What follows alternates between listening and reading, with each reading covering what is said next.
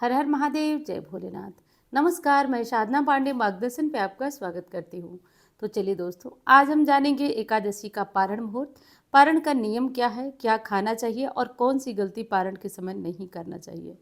और हाँ, पारण में कितनी बार भोजन करना चाहिए, ये सारी विशेष बातें, पारण का टाइम क्या है, किस टाइम आपको खाना चाहिए, सारी विशेष बातें आज के वीडियो में होंगी।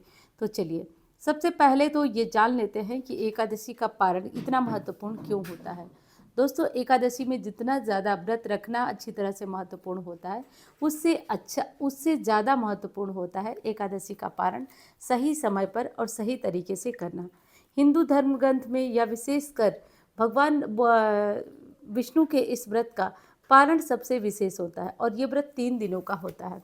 जैसे दशमी से सारे नियम चालू हो जाते हैं, एकादशी का पूरा संपूर्ण व्रत होता है और जो द्वादशी त्रयोदशी होता है उस दिन का जो समय होता है वो भी बहुत नियम और साधना से बीतता है। इसलिए इस व्रत को 3 दिनों का महाव्रत कहा जाता है।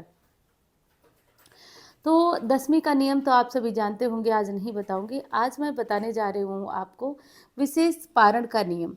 देखिए, पारण में आपको क्या करना होता है, क्या खाना होता है, पहले वो बता देती हूँ। आपको सरसों का तेल नहीं खाना होता है, लहसुन प्याज भी नहीं खाना होता है।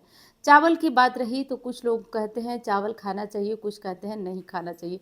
तो सत्य क्या है? देखिए दोस्तों, धर्म ग्रंथों में बताया गया है कि चावल अगर आप खाते हैं एकादशी के पारण में तो बहुत उत्तम होता है। एकादशी के दिन दान भी अन्न का करना चाहिए, चावल भी दान कर सकते हैं और चावल खा भी सकते हैं।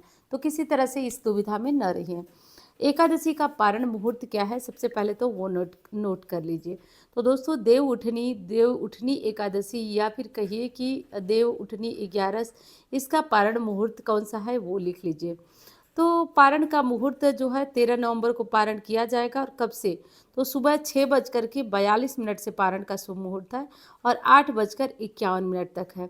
तो इस मुहूर्त में आप पारण कर लीजिएगा। अब बहुत सारे लोगों का प्रश्न होता है कि अगर हम इस मुहूर्त में खाना नहीं बन पाता है या किसी भी कारण से, तो हम पारण कैसे कर सकते हैं। एक नियम और है, उसे भी करके आपका पारण माना जाएगा। कौन सा?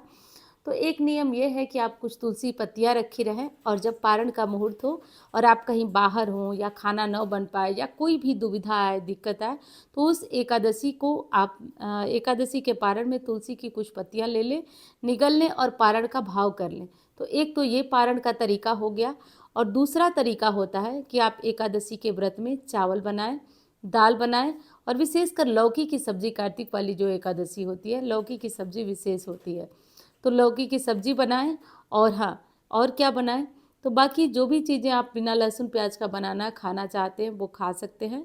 तो सब कुछ बनाकर एक साथ तैयार कर लें, एक ही बार थाली में रख लें और एक ही बैठे बैठे आपको भोजन करना है। एकादशी के जो पारण होता है उसमें नियम होता है कि आपको दूसरी बार हाथ धोकर रात को ही भोजन करना है और तीसरी बार आपको भोजन नहीं खाना है, अन्न नहीं ग्रहण करना है। जैसे मान लीजिए 9 बजे के पहले आपने भोजन कर लिया और रात को सुबह से लेकर के शाम तक आपको भूख लगती है, तो अन्न तो आपको खाना नहीं है। तो आप दही खा सकते हैं, दूध पी सकते हैं, फल खा सकते हैं, फलाहारी कोई भी व्यंजन है तो वो आप खा सकते हैं। लेकिन खाना आपको 2 ही बार खाना होता है, एक तो आपको सुबह जब पारण का मुहूर्त होता है और दूसरा रात को भोजन करिए।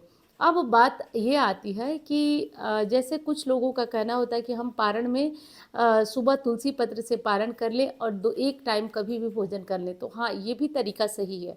पारण का भाव कर लीजिए और जब भी 10 बजे, 11 बजे, 12 बजे खाने का मन हो तो एक ही बार बैठकर खाना खाइए और दोबारा रात को खाइए। तीसरी बार अगर आप दूसरा तरीका ये भी है कि लोग क्या करते हैं कि अपने जैसे कि एक बार भोजन थाली में रख लिए और एक निवाला खा लिए, 2 निवाला खा लिए, 3 निवाला खा लिए, तो क्या करते हैं, हाथ धो लेते हैं, फिर खाना खा लेते हैं, फिर क्या करते हैं, हाथ धो लेते हैं, फिर खाना। तो उनका मानना ये होता है कि वो 3 बार 4 बार एक ही बार खाना खा लिए हैं तो उनका व्रत माना जाएगा कि कोई दिक्कत नहीं है, वो खा सकते हैं। लेकिन दोस्तों, ये गलत तरीका है। एकादशी के पारण में यदि ऐसा करते हैं तो तीसरी बार जैसे ही आप भोजन करते हैं आपके व्रत का फल त्रिजटा को चला जाता है। आपने सुना भी होगा रामायण के सुंदरकांड में वर्णन, त्रिजटा नाम राक्षसी एका राम चरण निपुण विवेका। तो त्रिजटा को वरदान है कि जो भी एकादशी करके और उसके पारण में लापरवाही करेगा, 3 बार भोजन कर लेगा, उस एकादशी का फल त्रिजटा को तुरंत चला जाएगा। इसलिए ऐसी गलती आप लोग गलती से भी मत करें। आप लोग जब इतना बड़ा व्रत कर ही लिए हैं तो पारण में एक समय आप भोजन करें दिन में और एक समय रात में, तो सब मिलाकर 2 बार भोजन करना है, तीसरी बार भोजन मना किया जाता है। तो इस विशेष बात का ध्यान रखिए। बिस्किट भी नहीं, कुछ भी मतलब अन्न से बनी हुई चीज़ नहीं। जैसे व्रत रहते हैं वैसे व्रत रखिए। एक बार आराम से खाना रात को और एक बार आराम से दिन को। रात को मतलब कि रात को पहले नहीं, जैसे कि मान लीजिए 13 तारीख को 14 तारीख को पारण होगा तो 14 तारीख को आप अपना भोजन कर लीजिए और 15 तारीख को 14 तारीख को अपना भोजन कर लीजिए। उसके बाद रात में मतलब 2 ही बार आपको भोजन करना होता है। भोजन में एक चीज़ और होता है, आप भरता भी खा सकते हैं। जैसे कि आप कार्तिक में बैगन वगैरह तो नहीं खाया जाता है, आप आलू का भरता खा सकते हैं। तो ये सब चीज़ें बनाकर, इसमें सरसों का तेल एकादशी में नहीं खाया जाता है, सरसों का तेल मना होता है। तो जो भी खाना बनाएंगे आप देसी घी में बनाएंगे। और दूसरी चीज़ है कि लहसुन प्याज भी एकादशी पारण में यूज़ नहीं किया जाता है। तो लहसुन प्याज का इस्तेमाल भी आपको बिल्कुल नहीं करना है। आपको वीडियो कैसी लग रही है बताइएगा ज़रूर। अच्छी लग रही है तो लाइक करिए, चैनल को सब्सक्राइब नहीं किया आप तो ज़रूर कर लीजिए। पारण मुहूर्त मैंने आगे की वीडियो में आपको बता ही दिया है, तो पारण का ध्यान ज़रूर रखें, अनिवार्य रूप से रखें। अब बात कर लेते हैं दान की। तो दान से पहले एक चीज़ और बताना चाहती हूँ कि जब आप अपना भोजन करें उससे पहले गौ ग्रास निकालना ज़रूरी है। अपने भोजन थाली में परोस लें, अच्छे से थाली में परोस लें। एक प्लेट रखें अपने पास और उस प्लेट में से जो भी आपका खाना है वो थोड़ा थोड़ा खाना आप क्या करें कि निकाल करके उस प्लेट में रख लें। थोड़ा सा चावल, थोड़ा सा रोटी, थोड़ा दाल, थोड़ा सब्जी, जो भी बनाए हैं आप खाने के लिए अपने, उसमें से थोड़ा थोड़ा निकालें। और हो सके तो सबसे पहले गाय को भिजवाएं या खुद भोजन कर लें, उसके बाद अपने हाथों से या दूसरे से किसी से गौ माता को भिजवाएं। तो सब मिला जुला के गौग्रास निकालना अनिवार्य है आपके लिए। गौग्रास निकाल के ही आप एकादशी का पारण कर सकते हैं। अब दूसरी चीज़ क्या करना है, तो गौग्रास निकाल कर आप पारण भी कर लेंगे। अब दूसरी चीज़ की बात कर लेते हैं दान की। तो देखिए एकादशी का पारण करने से पहले आपको कुछ दान करना होगा। तो दान में सबसे उत्तम होता है सीधा का दान। तो आप एक आदमी के खाने भर आप आटा ले लीजिए, चावल ले लीजिए, दाल ले लीजिए और कुछ सब्जियां हैं जैसे आलू वगैरह है तो वो सब्जी ले लीजिए।